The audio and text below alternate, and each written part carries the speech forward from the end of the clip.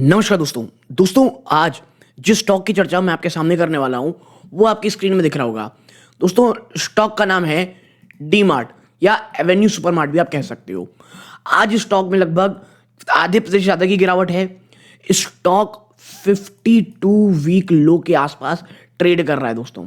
और इस एक स्टॉक के ऊपर ना मैं इसीलिए चर्चा करना बहुत ज़रूरी है। निवेशकों का सवाल अब ये नहीं आ रहा है कि गिरावट क्यों हो रही है। जो क्वेश्चन आ रहा है, क्या डी मार्ट का गेम ओवर हो चुका है, क्या डी मार्ट खत्म हो चुका है, क्या यहां से जो लगातार कोई कॉमर्स कंपनी से जो कंपटीशन मिलता चला आ रहा है। और आप कह सकते हैं एक जो वर्ड होता है स्कैर्सिटी प्रीमियम, ये क्या होता है और कैसे विशाल मेगा मार्ट की लिस्टिंग के बाद इस स्टॉक में थोड़ा और दबाव आपको देखने को मिल सकता है। इन तमाम चीज़ों में चर्चा करूंगा। लेकिन मैं आपसे ना कमेंट सेक्शन में ये चाहता हूं कि अगर आप डी मार्ट गए, क्योंकि देखिए मैं जहां रहता हूं छत्तीसगढ़ में, वहां डी मार्ट का स्टोर नहीं है, ठीक है। मैं आपसे ये जानना चाहता हूं कि जो इतना ज्यादा पैनिक दिखाया जा रहा है, ठीक है, अगर आप डी मार्ट गए हैं, आपने डी मार्ट में शॉपिंग की हुई है, क्योंकि एक बात मैं सुना हूं और जब मैं सिटीज घूमता हूं मैंने ये नोटिस भी किया है, डी मार्ट अगर आप गए हैं लेने के लिए, ये बात सही है, आप सोचेंगे कि दो चार सामान लेना है और वहां पे जिस प्रकार की शानदार तरीके से वहां प्राइसिंग की गई चीजों के जितने अच्छे मिलते हैं, आप स्पेंड ज्यादा ही करके आएंगे। तो आखिर डर क्या है, प्रॉब्लम क्या है, और क्या वाकई में डी मार्ट एक बहुत ही ज्यादा प्रॉब्लमेटिक चीजों से गुजर रहा है? ये मुझे कमेंट बॉक्स में जरूर बताइएगा कि आपका जो नजरिया है डी मार्ट की तरफ वो नेगेटिव हुआ है। मैं शॉपिंग पर्सपेक्टिव से बोल रहा हूं, अगर आप डी मार्ट पे शॉपिंग करते हैं तो ओके। अब आते हैं एनालिसिस की तरफ। देखिए ये स्टॉक पिछले आपको बता दूं एक साल में ऊपरी स्तरों से आप देखिए 5391 के आसपास स्टॉक टूटते टूटते आज 35% टूट चुका है। कितना परसेंट? 35%। और आपको पता है ये जो गिरावट है ये क्या सिखाती है? मैं बार बार एक चीज कहता हूं, हमेशा याद रखिए, एक ऐसा स्टॉक को जो थोड़ा एक्सपेंसिव है और वो लगातार ऊपर जा रहा है, प्लीज उससे चेज कतई ना करें, ठीक है। और आपको मैं बता दूं, ये 35% गिरावट के बावजूद जो डीमार्ट की पी है वो अभी भी 85 टू 90, मेरे ख्याल से 90 के आसपास की है, ठीक है। प्लस मैंने दो चार ऊपर कर सकते हैं आप, इतना ज्यादा एक्सपेंसिव है ये, ठीक है।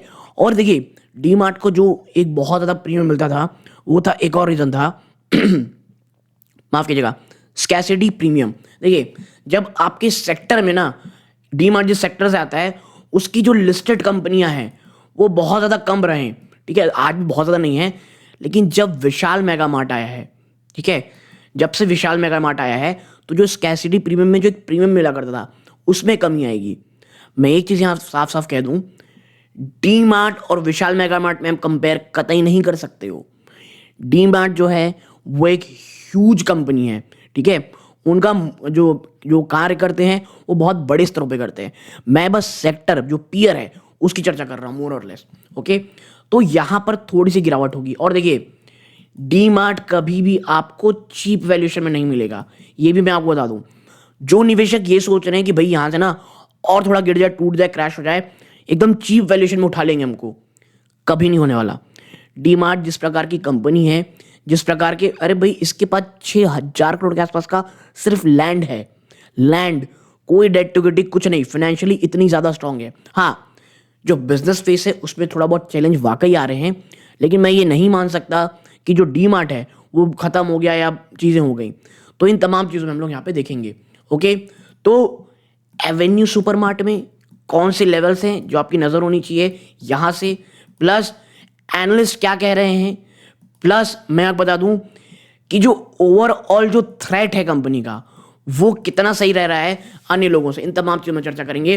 लेकिन आगे बढ़ने से पहले दोस्तों, आपकी स्क्रीन में दिख रहा होगा मात्र 16% ऐसे व्यूअर हैं जो वीडियो देख रहे हैं, चैनल सब्सक्राइब कर रखे हैं। आप सभी का बहुत बहुत धन्यवाद दोस्तों।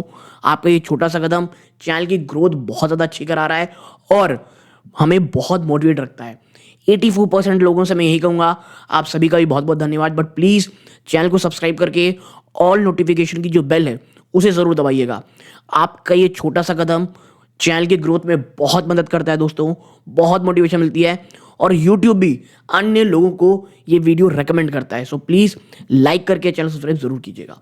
अब आते हैं ना एनालिसिस की तरफ। लेकिन देखिए इस बार ना थोड़ा अलग अप्रोच रखना चाहता हूँ मैं आपको ना शेयर होल्डिंग पैटर्न दिखाता हूँ एक जगह। देखिए ये है सितंबर की जो लेटेस्ट शेड्यूलिंग पैटर्न आई है।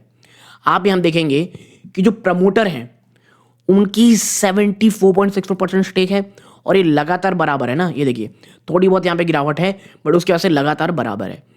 और FIIs उन्होंने अपना माल ऑलमोस्ट 10% कर लिया है।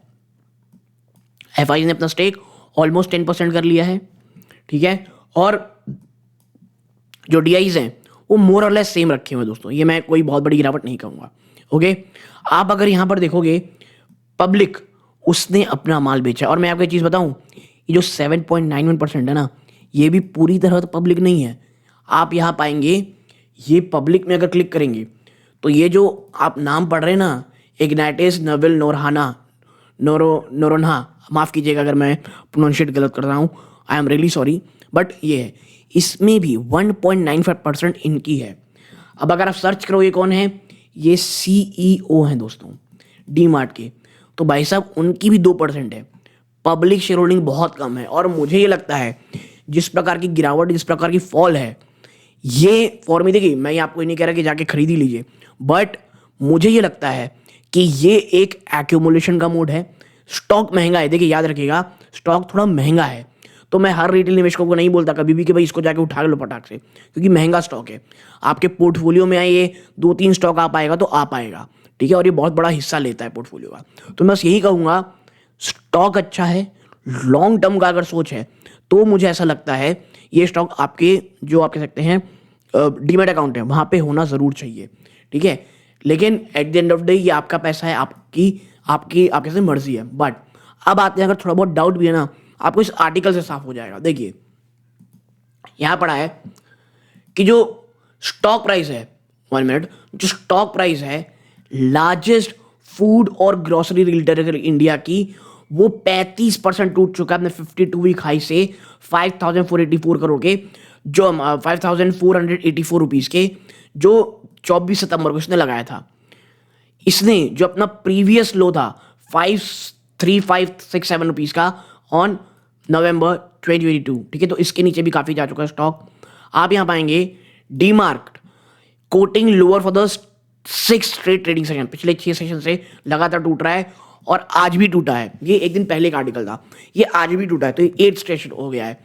और इसके साथ ही साथ जो ग्लोबल ब्रोकरेज फर्म है गोल्डमैन सैक्स, उन्होंने भी टारगेट प्राइस को घटा करके 3425 पर शेयर कर दिया है, क्योंकि इनका ये मानना है कि डीमार्ट के पास जो कॉम्पिटिटिव मोड था ये लगातार प्रेशर झेल रहा है दोस्तों। ओके, ये इनका मानना है। अब अगर आप नीचे चलोगे, आप यहाँ पाओगे कि जो सितंबर का क्वार्टर आया था ना नंबर, उसने भी जो स्ट्रीट की एक्सपेक्टेशन थी, बाजार की एक्सपेक्टेशन डीमार्ट से, उसने बहुत बड़े स्तर पर मिस किया था।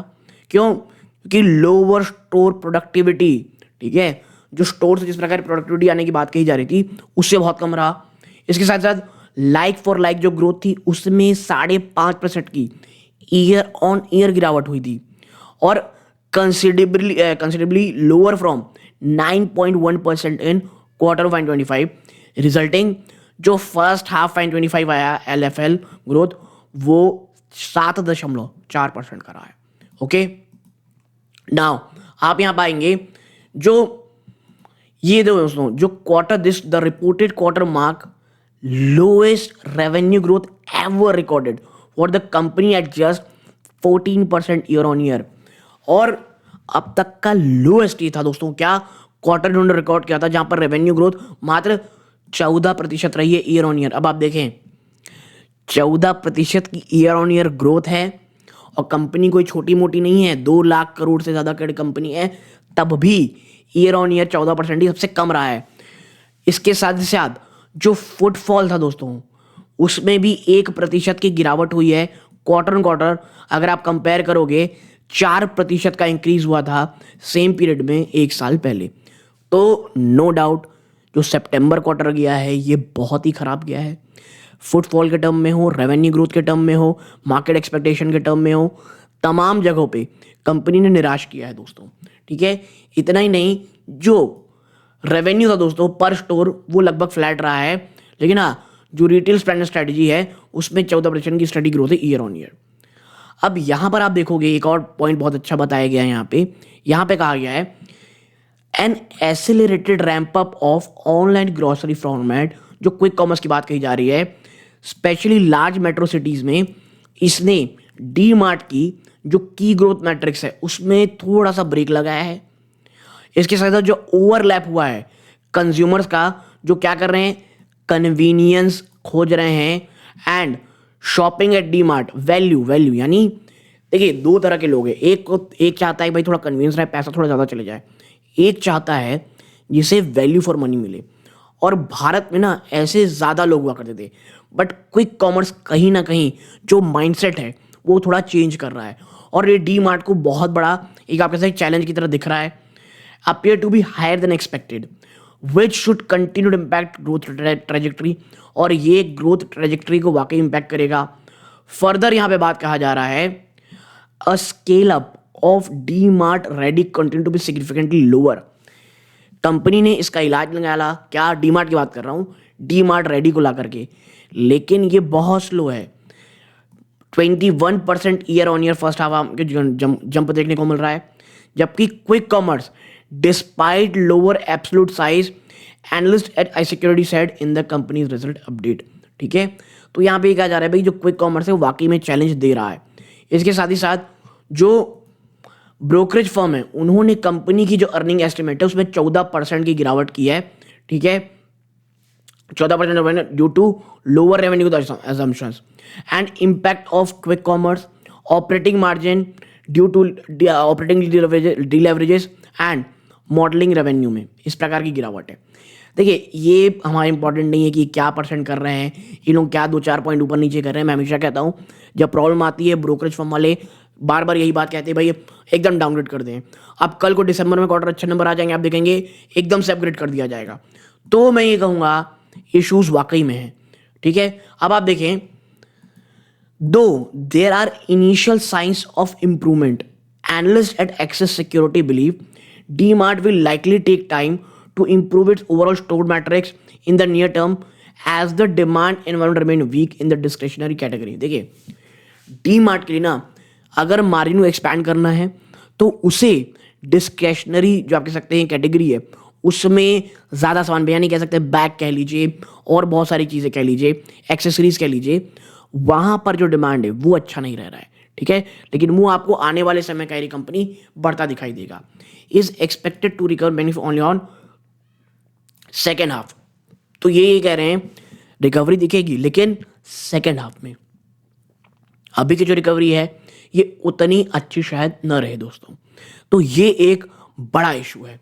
ओके, इसके साथ ही साथ अगर आप नीचे चलेंगे आप यहां पाएंगे जो ब्रोकरेज फर्म है उन्होंने भी ये नोट किया है कि जो लार्जर और न्यूअर स्टोर है have higher gestation period, thus impacting the overall profitability in the near term. Now the company also faces increasing competition from organized player. इतना ही नहीं, कंपनी ऑर्गेनाइज प्लेयर के साथ भी बहुत ज़्यादा कंपटीशन फेस कर रही है। किस किस से भाई साहब, आपके पास रिलायंस है, स्टार बाजार है, जूडियो है, ऑनलाइन प्लेयर जो हैं ज़ेप्टो, ब्लिंकिट, इंस्टामार्ट, ये पेनिट्रेट कर रहे हैं कहाँ, स्मॉलर टाउन में। तो देखिए जब कंपटीशन आ रहा है चौतरफा आ रहा है। अब देखना ये रहेगा इन द नेक्स्ट फ्यू, आप कह सकते हैं टाइम, नेक्स्ट फ्यू क्वार्टर्स, कि कंपनी किस तरह इसे हैंडल करती है। जो कंपनी अपने मार्जिन एक्सपेंशन करती है, अपने क्विक कॉमर्स का जवाब किस तरह देती है डीमार्ट रेडी को और सुदृढ़ करके। ओके, अब बात कर लेते हैं लेवल्स की। आप यहाँ पाओगे जो बिग शार्क इन्वेस्टर हैं भाई साहब राधा किशन दमानी जी, 67.24% का है। ICICI ग्रुप के पास 1.6% है, एक्सिस ग्रुप पर 1.3% है। मीनिंगफुल रिकवरी यहाँ पर सेकेंड हाफ में कही जा रही है। ओके, अब आप यहाँ देखोगे पिवट पॉइंट जो था वो तो टूट चुका। स्टॉक जो पहला सपोर्ट, देखिए जो पिछले महीने में ट्रेड हुआ ना उसके साथ प्राइस रेंज की बात की जा रही है, पहले सपोर्ट के बहुत नज़दीक है 3512 क्लासिक सीरीज के हिसाब से, फिर 3315, देन 3066, फिबोनाची के हिसाब से दोस्तों 3590, देन 2485, देन 3315। मुझे पर्सनली लगता है बिटवीन 3000 to 3300 ये ऐसे लेवल हैं, अगर इनके बीच डीमार्ट आता है और बाजार में गिरावट काफ़ी तक हो जाती है तो मुझे लगता है एवेन्यू सुपरमार्ट एक ऐसा स्टॉक है जो बहुत बहुत ही शानदार लेवल्स में लॉन्ग टर्म इन्वेस्टर्स के लिए अवेलेबल रहेगा। बट आपकी राय आ रहा है कमेंट बॉक्स में बताइएगा। किसी अन्य स्टॉक में चर्चा करानी है कमेंट बॉक्स में ज़रूर बताइएगा। यहाँ तक जुड़े रहे बहुत बहुत धन्यवाद। ये वीडियो का अंत है। जय हिंद दोस्तों।